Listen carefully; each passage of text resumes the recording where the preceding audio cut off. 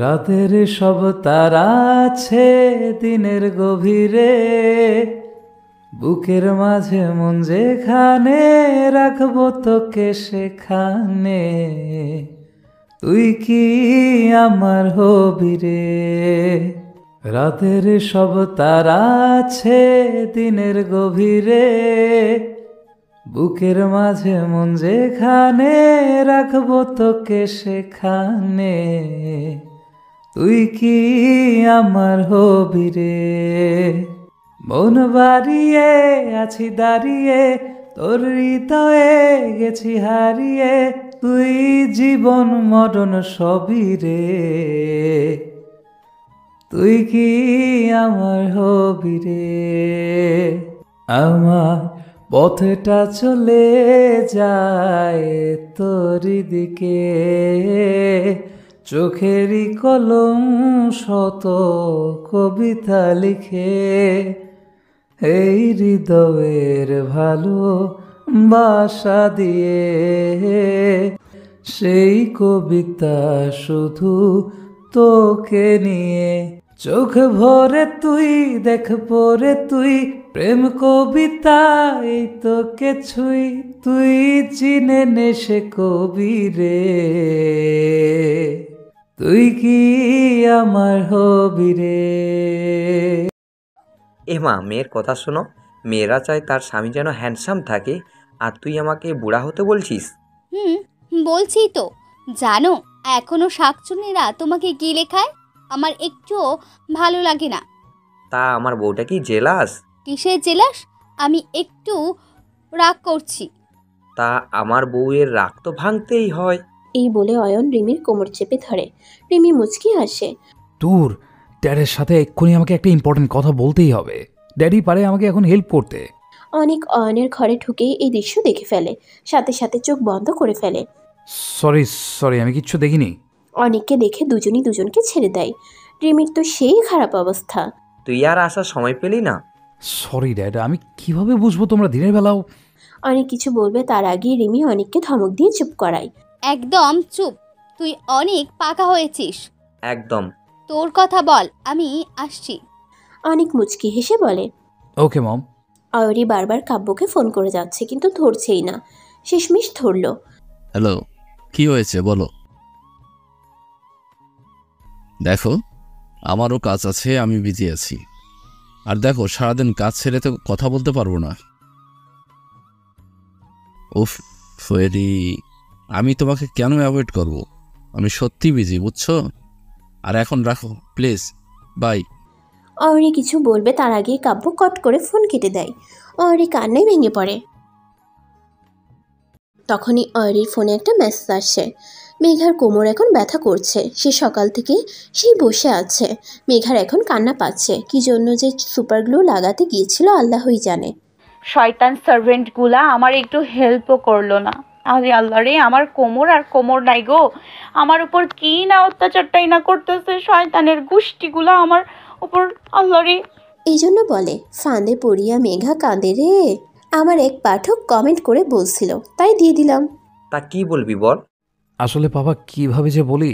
আহা, এত ভনিতা না করে বল কি হয়েছে। আসলে মেঘা কলকাতায় যায়নি, ও আমার কাছে। হোয়াট? তোর কাছে মানে কি? মানে আমি ওকে কিডন্যাপ করিয়েছি। এইসব কি বলছিস? প্লিজ আমাকে ক্লিয়ার করে বলবি তুই মেঘাকে কেন কিডন্যাপ করেছিস কেন? তাহলে তো তোমাকে 5 বছর আগে থেকেই সব খুলে বলতে হবে। 5 বছর আগের থেকে মানে? ড্যাড, অনেক বড় ষড়যন্ত্র চলছে, অনেক বড়। আমি তোমাকে সব খুলে বলছি। অনেক অয়নকে 5 বছরের আগের সমস্ত ঘটনা খুলে বলল। সব শুনে অয়ন হতবাক। মেয়েটা এত কষ্ট সহ্য করে গিয়েছে, তাই হয়তো তার এত পরিবর্তন। অনেক, তুমি কি বুঝতে পারছো তুমি কি করেছো? এইটুকু একটা মেয়ের মনে কি সব বাজে বাজে কথা ঢুকিয়েছো তুমি? তোমার কোনো ধারণা আছে অনেক? অনেক মাথা নিচু করে চোখের জল ফেলছে। হ্যাঁ, সে ছেলে, কিন্তু এরকম পরিস্থিতিতে চোখের জল না ফেলে সে পারছে না। সে এখন জানে তার কাজে সে কতটা অনুতপ্ত। কিন্তু এই 5 বছরে এমন দিনও যায়নি তার চোখের জলে তার বালিশ ভিজে যায়নি। সেও অনেক কষ্ট পেয়েছে।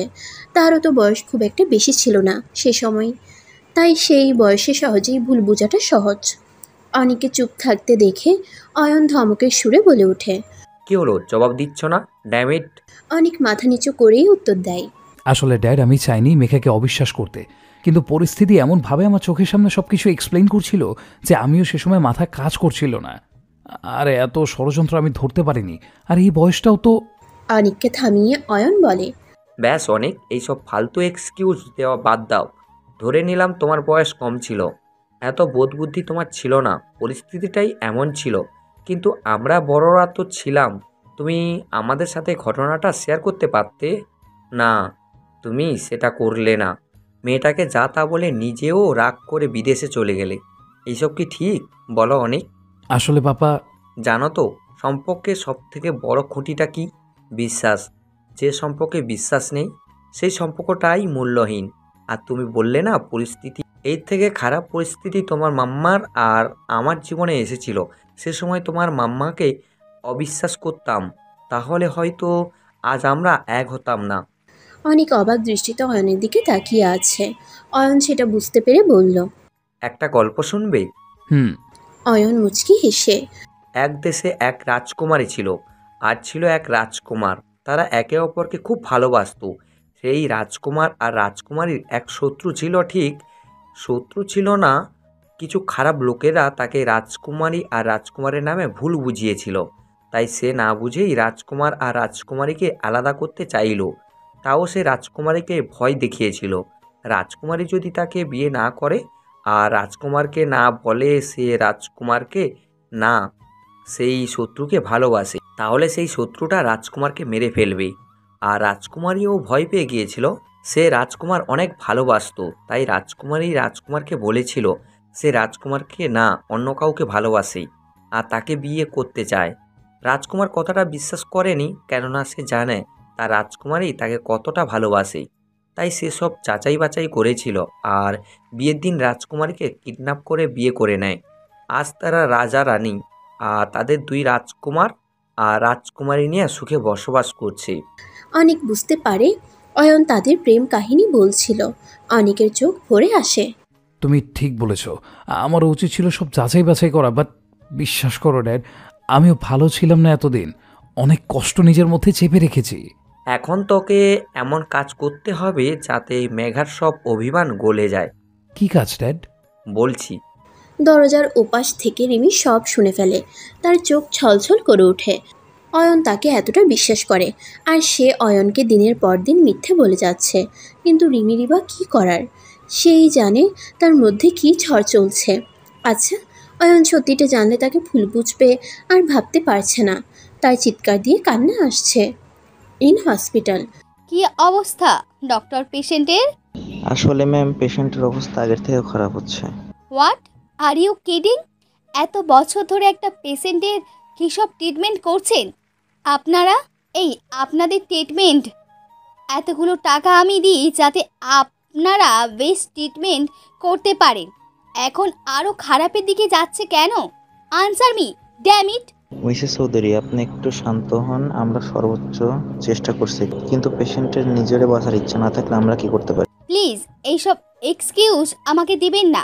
বাঁচার ইচ্ছে নেই মানেটা কি? ওনার যদি কিছু হয় আপনার এই হসপিটাল কিভাবে চালান আমিও দেখে নিব। ডক্টরকে কিছু বলতে না দিয়ে গটগট করে কেবিন থেকে বের হয়ে যায় রিমি। আইসিইউতে একবার চোখ বুলাই রিমি। চোখ থেকে অনবরত অশ্রু গড়িয়ে পড়ছে। আপনারা অনেকেই বলেছেন অনেকের আরও শাস্তি পাওয়া উচিত। তাদের বলছি, অনেকের বয়সটা কম ছিল, সে সময়ে এত ভেবেচিন্তে কাজ করা তার মাথায় আসেনি। তাছাড়াও তার সামনে এমনভাবে সব কিছু এক্সপোজ করা হয়েছিল যে সে সময় তার মাথা কাজ করেনি। আর মেঘা যেমন এতগুলো বছর কষ্ট পেয়েছে, অনেকও পেয়েছে, কেননা সেও এত বছর নিজের পরিবার থেকে দূরে ছিল। অয়রির ফোনে হঠাৎ করে একটা মেসেজের টোন বেজে ওঠে। অয়রি খেয়াল করে দেখে একটা অচেনা নম্বর। মেসেজটা চেক করে অয়রি আকাশ থেকে যেন পড়ে। অয়রির বুক ধরফর করছে, ঘেমে একাকার হয়ে গেছে। হাত পা কাঁপছে, কেননা কিছু ছবি পাঠিয়েছে আর যার মধ্যে ঈশা আর কাব্য অনেক ক্লোজ। যে কেউ দেখে বলবে হ্যাপি কাপল। অয়রির হাত পা ঠান্ডা হয়ে আসছে। না না, এসব ফেক। আচ্ছা, তাহলে ঈশার জন্যই কি কাব্য ওকে এত অ্যাভয়েড করছে? ছি ছি, কিসব ভাবছে ও? কাব্য অয়রিকে কত ভালোবাসে, এটা শুধু ও না, সবাই জানে। কাব্য অয়রির জন্য কতটা পাগলামি করতে পারে। না না, কাব্যের ভালোবাসা এতটাও ঠুনকো নয়। অয়রি এসব ভাবছিল তখনই ওই নাম্বার থেকে কল আসে। অয়রি আর কিছু না ভেবে কলটা রিসিভ করে। সাথে সাথেই একজন ছেলে কণ্ঠ ভেসে আসে। কি ম্যাডাম, কেমন লাগলো আপনার জান প্রাণের কাব্য? এর রং নীলা।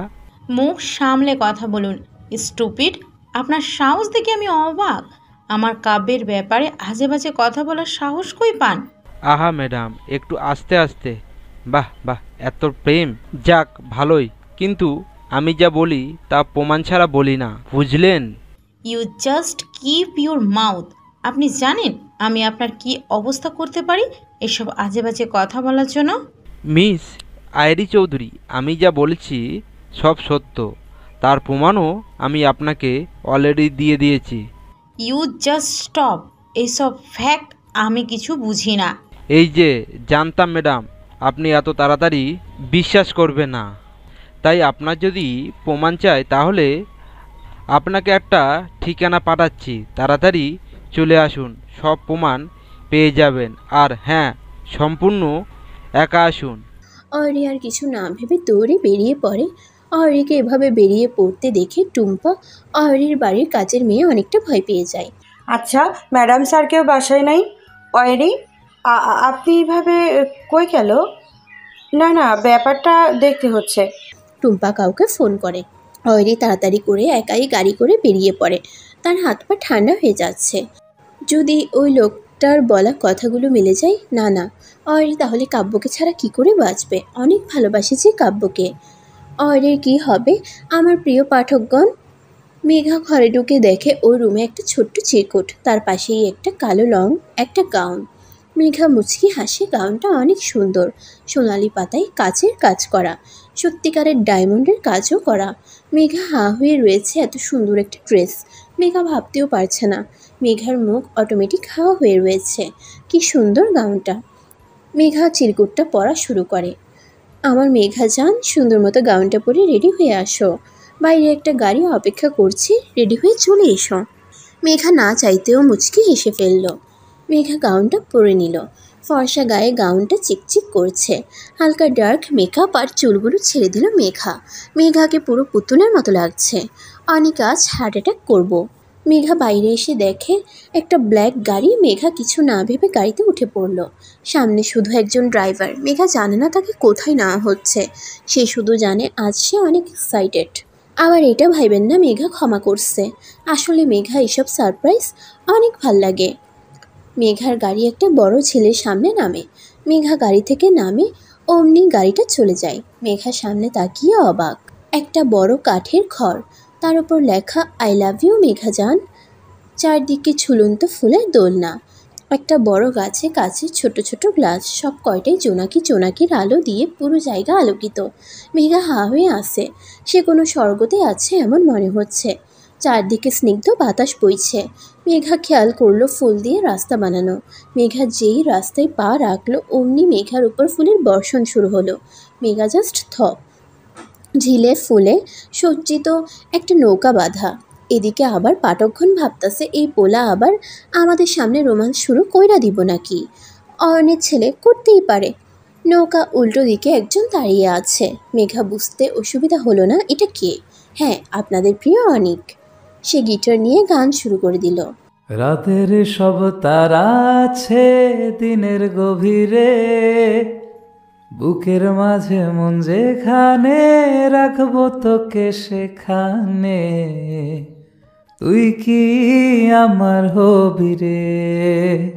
রাতের সব তারা আছে দিনের গভীরে, বুকের মাঝে মন যেখানে রাখবো তোকে সেখানে, তুই কি আমার হবি রে।